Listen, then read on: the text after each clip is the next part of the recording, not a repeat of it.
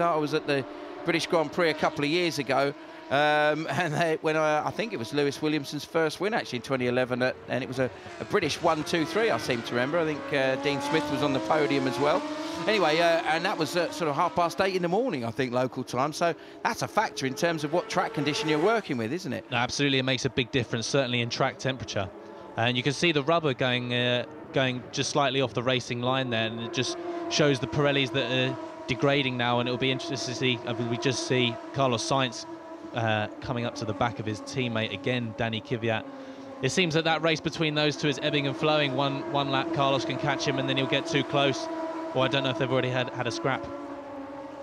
Yeah, we just saw the 11 car of Niederhauser, currently second in the championship, man who had a couple of wins in the championship last year, and the Swiss driver actually going to be focusing on that the race that we talked about next week. The Le Mans 24 Hours going to be racing there, so that's going to be a very, very different set of circumstances and a very different set of tyres to work with in terms of how he's going to manage those, I would think. Yeah, Nick Yenley all over the back of Patrick Niederhauser there. It's not exactly where Niederhauser would like to be, being P2 in the championship, and he was pushing Tio and Last to the last metre of the race and in Barcelona, and just seems like his Yenzer car hasn't got the same pace that it had. Now, Yenley, if he can find a gap, he's obviously going to send it down the inside or past Niederhauser at some point. And you've got to question how far up Yenley is going to end up with just these 3 laps around. A bit of a lock-up and a mistake from Melville McKee. Yeah, McKee just ahead of him. Now, again, as we said, unfortunately, we don't have any timing screens to give you an indication of who's doing what relative to each other times-wise, but we can see what matters as the laps just tick down. That tells us that Connor Daly has just crossed the line to start the penultimate of the 4.003 kilometre laps here. Look at that in the background, a lot of movement going on between the cars on the start-finish straight. Be interesting to see if Niederhauser's going to try and brave around the outside. No, it looks like he's going to try and get the cut back for turn 2, but certainly, like you said, Simon, 2 laps to go for Connor Daly. He's going to start turning himself down, and Nick Yenley trying to go around the outside of turn 2, and he looks like he could get done by another one of the Yenzer cars. Oh, he was lucky there, wasn't he? Very, very lucky, I think. That could have easily gone the wrong way for Nick Yenley. Another big lock-up for Melville McKee. I think his tyres are crying enough now. Yeah, it does look like that. Yeah, just behind it was Alex Fontana that was putting the pressure on Yenley, the former European F3 Open champion from 2011. He was driving for the Corbetta Competizione team. Him and Fuminelli, of course, racing in Formula 2. And, of course, a lot of drivers using that experience, Formula 2. Similar sort of performance, power-wise, to these cars, but very different kind of aerodynamic setup, the F2 cars that we saw. Yeah, I think the Formula 2 car's got quite a lot of ground effects compared to it. Obviously, now the championship isn't running anymore, but that had a turbo engine, and this is a normally aspirated. And Niederhauser's again all over Melville McKee. He's got 1 lap to go now. Let's see if he can keep those guys behind. At the end, they're not racing for points, so it'll be interesting. So this is it for Connor Daly. Is it going to be his first win since the opening round in 2012 at in the reverse grid race in Barcelona? Took a victory there and was always in the mix. Had the most spectacular exit from any race that we saw all year. Last year was round the outside, trying to get the job done very, very late on the brakes there. Look for Nick Yenley getting the run. Yenley's got the run. Is he going to make it stick? I think he is. Yeah, great move by Nick Yenley. Can he get Melville McKee as well? And I think Fontana has got past Fuminelli as well. Oh, nearly a contact in the background. Oh, McKee's tyres are absolutely finished now. Yeah, big lockups in nearly every corner now. Yeah, Nick's going to be annoyed that he's not actually racing for points or even the reverse grid pole. His pace was a lot better than this, and it's just a bit frustrating that we haven't seen him closer up the front. Again, yeah, Melville's tyres just haven't got any grip in the traction zone, and Nick's look pretty fresh. Yeah, of course, sorry, Niederhauser, not Fuminelli that I was talking about there, my apologies. Misidentified that car in the heat of the action. But this has been the man, pole position by 0.3 of a second, under pressure early on in the race, controlled it beautifully, edged away at 1.120 seconds last time across the line. Connor Daly takes victory in the opening race of the weekend. GP3 Valencia, the 3rd round of the championship. goes to him. A great result and the best result of his series so far for Faccio Regalia, an ART Grand Prix 1-2. Third for Kevin Corjus, ahead of a charge in Daniel Fiat and Carlos Sainz. This is not finished though. This scrap to the line. This is for around about 11th position. Backwards McKee, I think, is just going to hang on. He is. It's going to be Melville McKee, who just hangs on to 11th ahead of Nick Yellerly. But the important ones, those top 8, it's going to be Vizoyu, who will start on pole ahead of Vaino. Elinus, an excellent 6th, is going to give him 3rd. Carlos Sainz, I think, could be the man to watch in that second race in terms of the pace we've seen so far. Fastest lap by some way for Carlos Sainz Jr. Yeah, certainly very, very fast there. Yeah, good result from the ART boys. That's a 1-2 for them. And yeah, they've controlled this whole weekend so far. Certainly with Connor Daly putting an emphatic pole position in yesterday and making it look very easy this afternoon. So for me, driver of the race, obviously Connor Daly, you can't say anything other than he's done the job that he had to do. He got the job done brilliantly.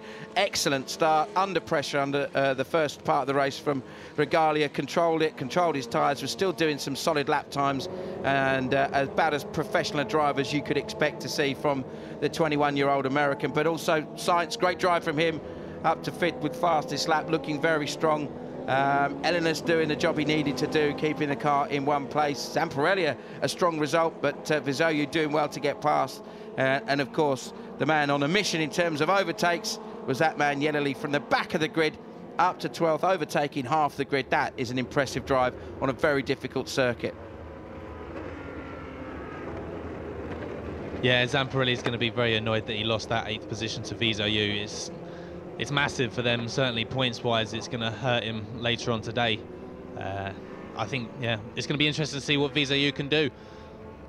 Well, if you look at the pace of his teammates, they certainly look like they were quick enough to win based on what we've seen. So let's just confirm the result then. Connor Daly wins his first race of 2013, in his first one since early 2012 by 1.210 seconds. Best result of the season so far for Faccio Regalia. Corjus 3rd ahead of Fiat, Sainz, Elinus, Vaino. Vizoyu will take the reverse grid pole, and it's all British from 9th through to 12th. Zamparelli, Harvey, McKee and Yellerly. Great drive from the back of the grid after a penalty after free practice, or after qualifying rather. Good qualifier 3rd, but to get through to 12th in the Carlin car, that bodes well for the second race. Niederhauser will be a little bit frustrated not to have made more progress, man second in the championship ahead of Fontana. Venturini's on Zini, Webster in 17th, a solid drive from him.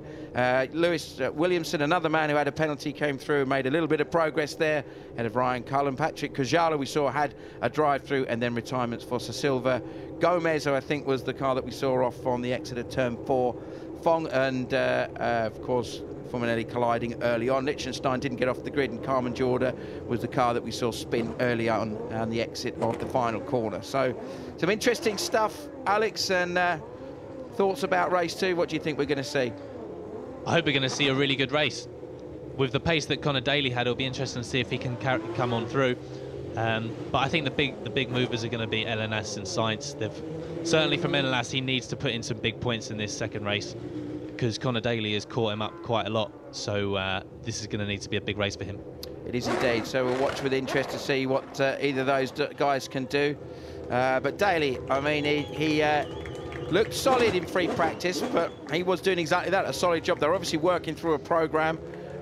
You would have said that perhaps, arguably, Regalia looked slightly stronger in free practice, but that's not when it mattered. Qualifying was when it mattered. He got the job done brilliantly. It was such a superb lap late on, and you can see what that means to everybody involved.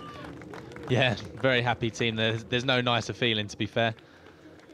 Yeah, and he has done everything he needed to do. Of course, proudly waving the American flag. Did he kick something off the car then, perhaps? Because the boys all seem to laugh. Yopa's still got 2 wing mirrors on it now. Yeah, exactly. They're probably about $200 each or something like that, as far as Connor is concerned. They'll kick up the backside from Regalia. Obviously a good relationship between those two drivers. Always difficult. Oh, yeah. There you go. How American was that? Always difficult when you're racing against your teammate. You know what that's like. We've got some pretty strong teammates this year, haven't you? Yeah, but it always makes it a lot more enjoyable when you all get a good result. Certainly, like you said, at Brands Hatch this year, we got my team, Prema Power Team, got a 1-2-3, and it felt really special for the whole team. And for the ART guys, it makes all that hard work they're putting back at the factory worth it now. Yeah, of course, everything that they've done in the past leads you to believe that they've got all the capabilities of taking a third GP3 crown. Of course, they won the inaugural championship back in 2010 with Esteban Gutierrez, and then in 2011 a very close run, I think 1 and 2 in the championship, in fact, with there is on the left Ryan Cullen looking up like he's worked hard, and Nick Yellerly there in the blue overalls on the weighbridge, Jack Harvey just behind him. So a very British feel to that weighing area, and then a bit of Latin element as a certain Mr. Science Jr. joins in. How much weight would you expect to lose in a race like that in terms of fluid loss from your experience? From one race, it depends. If for over a weekend, it should be about 2 kilos. Yeah, sorry, I just misidentified Dino Zamparelli. My apologies, Dino.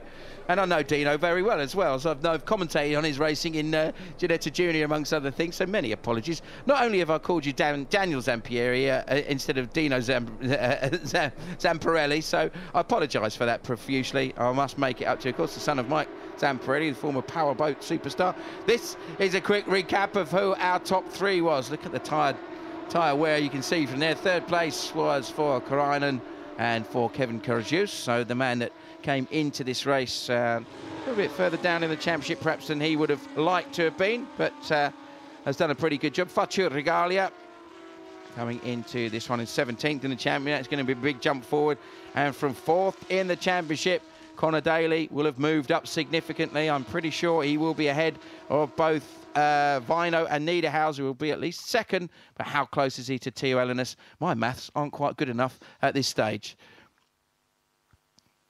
But he got the job done superbly well, and there's no doubt in my mind that we've just seen that Connor Daly has marked himself out as a real championship contender for this year. Yeah, that's really sent him back into the fight. And I think if he can show his consistency, obviously in race 1 in Barcelona he was on the podium, and then he's obviously won the 2nd feature race of the year. So if he can carry on this consistency, he's going to be really hard to beat. And that's what, like I said, Tio's really going to have to score big in this 2nd race, and he's going to try to go all out for the win. He has to. The interesting thing as well, of course, from a driver's point of view, as you know all too well from your experience of winning championships, once you get yourself into that little bit of momentum when you started winning, it does change your mindset completely, isn't it? There's a level of expectation that I know I can do it, I've proved I can do it, I've got pole, I've won the race, I've done it under pressure, I've done it under the tough circumstances, now I can keep doing it. Yeah, being in the lead of the championship is certainly just a different mindset. You're always just trying to get the best out of yourself, as we just see Connor Daly get onto the top step with his American flag. Good juice there on the right. He's, as always, very consistent right in the mix. Daly does remind me of his old man quite a lot in terms of his, there's no doubt he is. So we'll listen to the Star Spangled Banner in respect of the winning driver.